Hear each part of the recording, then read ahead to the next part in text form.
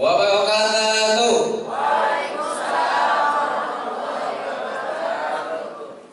Alhamdulillahirabbil alamin. Wassalatu wassalamu ala asrofil anbiya'i wal mursalin wa ala alihi wa sahbihi ajmain. Amma ba'du. Segala puji bagi Allah Subhanahu wa taala, Rabb semesta alam, yang berkat rahmat dan hidayahnya kita semua dapat berkumpul dalam majelis silaturahmi yang insya Allah di dalamnya penuh oleh berkat. Amin amin ya rabbal alamin. Sholawat serta salam kita sanjungkan kepada junjungan kita Nabi Muhammad sallallahu alaihi wasallam yang insya Allah di hari kelak kita berhak mendapatkan syafaat dari baginda Rasulullah sallallahu alaihi wasallam. Amin amin ya rabbal alamin. Yang saya hormati Dewan Pengurus Yayasan Bakti Mulia 400 beserta jajarannya, Ibu Direktur Yayasan Bakti Mulia 400 beserta stafnya, para kepala sekolah mulai dari unit TK, SD, SMP hingga SMA, Bapak Ibu guru yang insya Allah dirahmati Allah Subhanahu wa taala, dan juga pengurus FKOM beserta jajarannya, yang semoga kita semua dapat berkumpul di dalam jannahnya Allah Subhanahu wa taala. Amin amin ya rabbal alamin. Bapak Ibu, perkenalkan, nama saya Satrio Haji Wibowo. Mungkin ada dari Bapak Ibu guru tak pernah mengenal saya, namun ada juga yang belum. Perkenalkan, saya telah bersekolah di Bakti Mulia ini semenjak TK.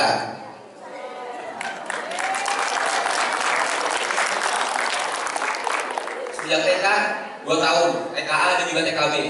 Lanjut ke SD 6 tahun, dari kelas 1 sampai kelas 6. SMP 3 tahun, dari kelas 7 sampai kelas 9, dan akhirnya sekarang di SMA kelas 10. Jadi Bakti Mulia ini tidak asing bagi saya. Semuanya saya kenal semua guru-guru yang ada di sini.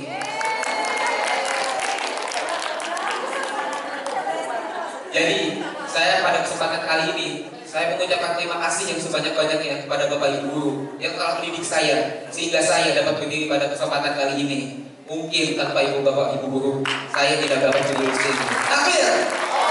Takbir! Takbir!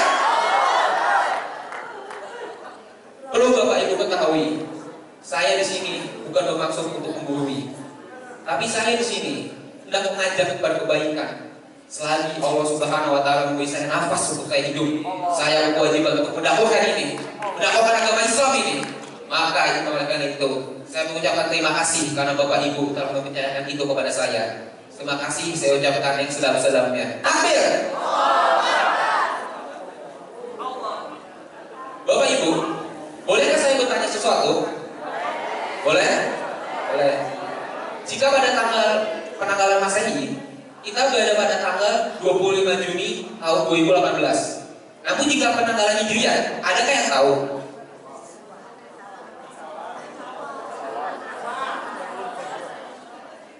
Kita berada pada tanggal berapa dalam kalender Hijriah? Adakah yang tahu?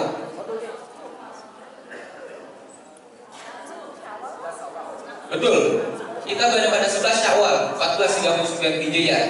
Itu artinya 11 hari sudah kita meninggalkan bulan Ramadan. 11 hari sudah madrasah tarbiyah terbaik di negeri umat Islam itu ditutup dan akan dibuka untuk 1 tahun ke depan. Dan 11 hari juga kita memasuki madrasah baru. Apa itu? Yaitu madrasah Qobbaniyah. Di mana di madrasah ini keistiqomahan kita yang diuji. Mungkin ibu pertanyaan, apakah Allah Subhanahu wa taala tidak cukup menguji kita? Bukankah kita di bulan Ramadan 30 hari tanpa henti beribadah puasa, melaksanakan sholat qiyamul lail dan bangun di waktu sahur? Apakah itu semua tidak cukup bagi Allah Subhanahu wa taala?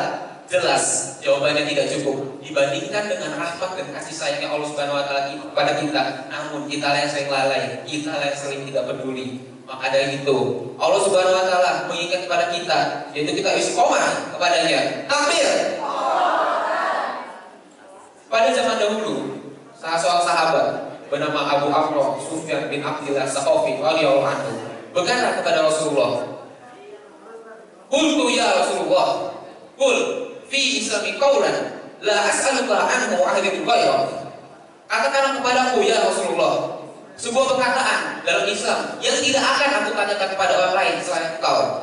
Rasulullah menjawab, "Qala Qul amantu billah tsumma istaqim. Katakan, aku beriman kepada Allah Azza wa Jalla, dan kemudian beristiqomahlah. Para ulama melihat hadis riwayat Muslim ini sebagai hadis yang pendek namun penuh makna. Karena beriman kepada Allah Azza wa Jalla ada perkara final, tidak perlu lagi ada perdebatan mengenai itu. Begitu pula dengan perkara istiqomah. Istiqomah itu di hati, bukan di mulut. Oleh karena itu, Allah Subhanahu wa taala meminta kita agar kita beristiqomah di jalannya. Semoga kita mendapatkan rahmat dan taufik hidayahnya sehingga kita dapat beristiqomah di jalan Allah Subhanahu wa taala. Amin amin ya rabbal alamin. Jika Allah Subhanahu wa taala memerintah kita untuk beristiqomah, pasti ada yang dijanjikan oleh Allah Subhanahu wa taala kepada kita. Apa itu? Untuk dapat melihat janjinya, kita perlu melihat Quran surat Fussilat ayat ke-30 yang berbunyi, A'udzu billahi minasy syaithanir rajim. Bismillahirrahmanirrahim. Innal ladzina qalu rabbuna Allah tsumma istaqim tatanazzalu 'alaihimul malaikatu alla takhafu wa la tahzanu wa basyiru bil jannati allati kuntum tu'adun. Sesungguhnya orang-orang yang mengatakan bahwa Rabb kami ialah Allah dan kemudian mereka beristiqomah, maka para malaikat akan turun kepadanya. Saya berkata, janganlah kamu takut dan janganlah kamu merasa sedih, dan berbahagialah dengan surga yang dijadikan Allah Subhanahu wa taala kepada kamu. Masya Allah, subhanallah, surga Bapak Ibu bagi kita yang beristiqomah maka akan dijadikan surga kepadanya. Jika kita melaksanakan ibadah haji yang mabrur, itu ibaratnya surga. Jika kita berjihad, itu ibaratnya surga. Namun, itu semua bukan perkara yang besar. Itu semua bukan amalan yang berat. Betul kan Bapak Ibu? Dibandingkan dengan beristiqomah ini merupakan amalan yang paling ringan. Namun, hanya surga Bapak Ibu. Masya Allah. Sebegitu kasih sayangnya Allah Subhanahu wa taala kepada kita. Bagi mereka yang beristiqomah di jalannya, Allah Subhanahu wa taala tidak akan menyia-nyiakan pahala amal ibadah mereka. Mereka yang beristiqomah akan mendapatkan surganya Allah Subhanahu wa taala. Amin amin ya rabbal alamin. Semoga kita bisa mendapatkan itu semua. Amin ya rabbal alamin. Bapak Ibu yang dirahmati Allah Subhanahu wa taala, memang perkara istiqomah ini perkara yang berat. Tidak semua orang mampu menjalaninya. Bahkan banyak dari kita kerap kali bergoda di tengah jalan. Karena bahwasannya iblis kalau berjanji di dalam Quran surat Al-A'raf ayat 16 dan 17 bahwasannya ia akan menggagalkan seluruh usaha anak-anak Adam untuk kembali ke jalan yang lurus. Karena iblis tidak ingin kita kembali kepada surganya. Kita tidak ingin, iblis tidak ingin kita kembali kepada surganya.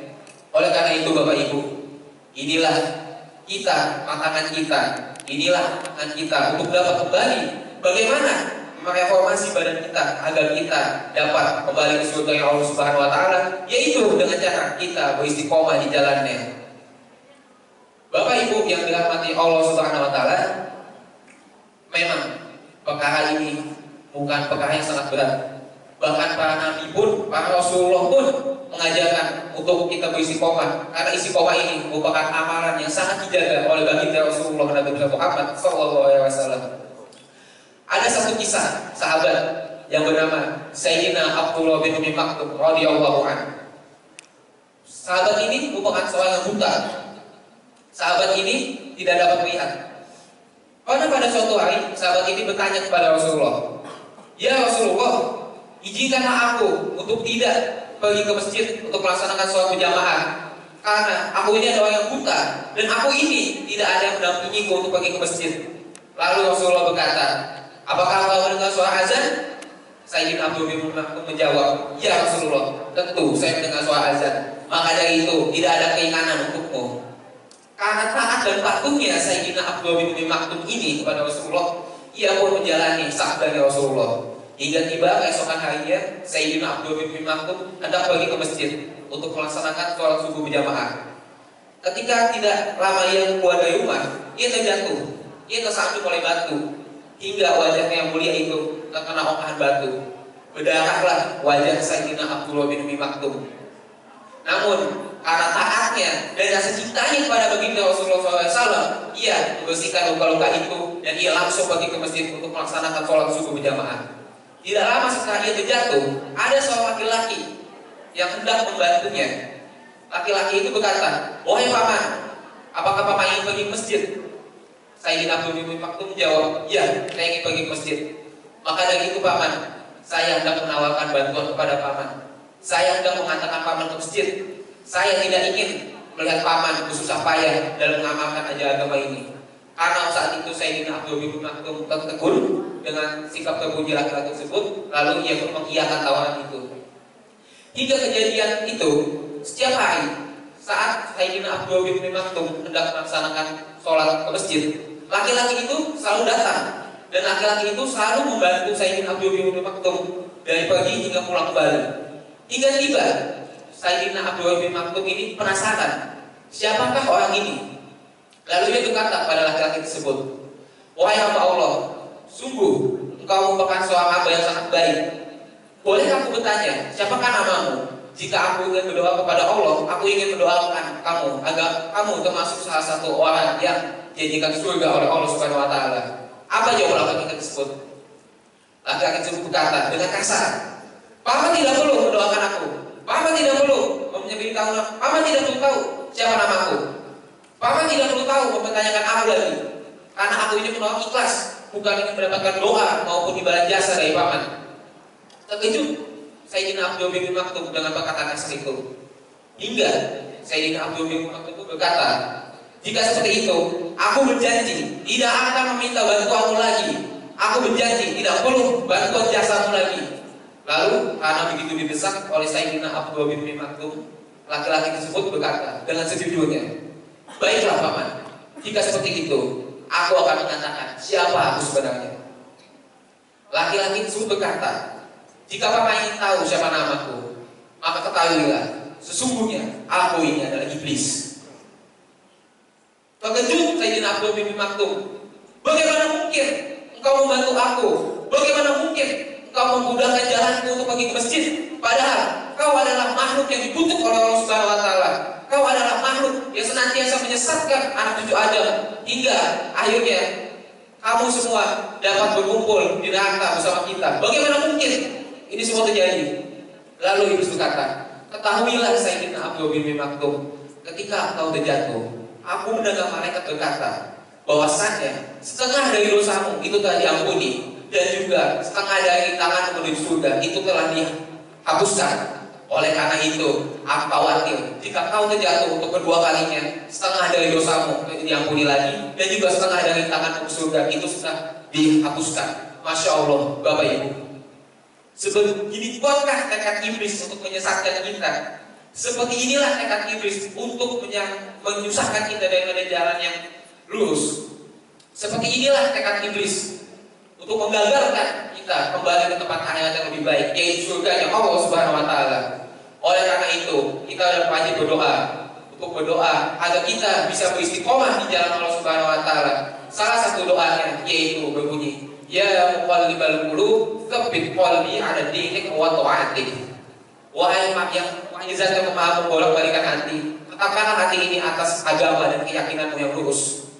Semoga Allah Subhanahu wa taala memberikan rahmat dan taufik hidayah kepada kita semua agar kita dapat beristiqomah selalu di jalannya. Amin amin ya rabbal alamin.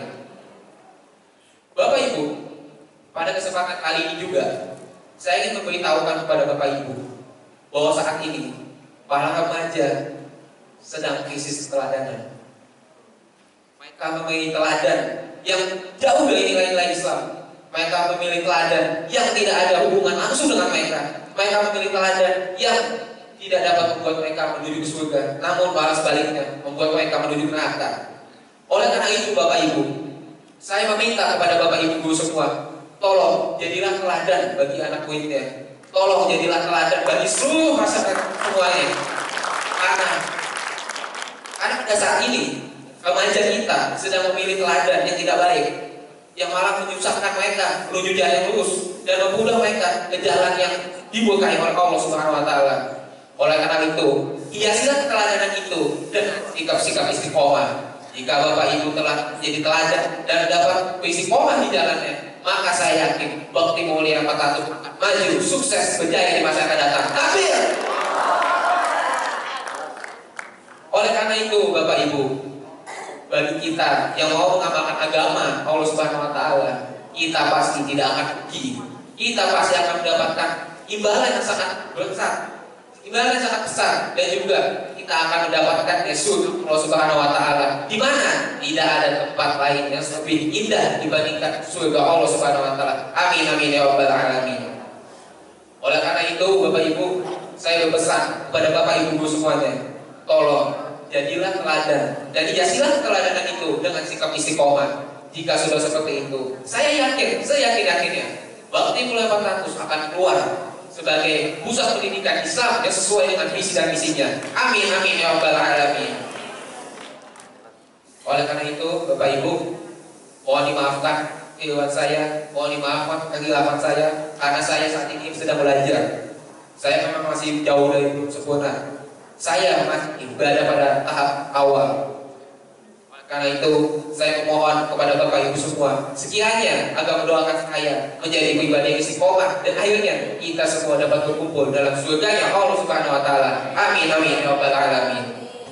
Akhirul kalam, wabillahi taufiq wal hidayah. Wassalamualaikum warahmatullahi wabarakatuh.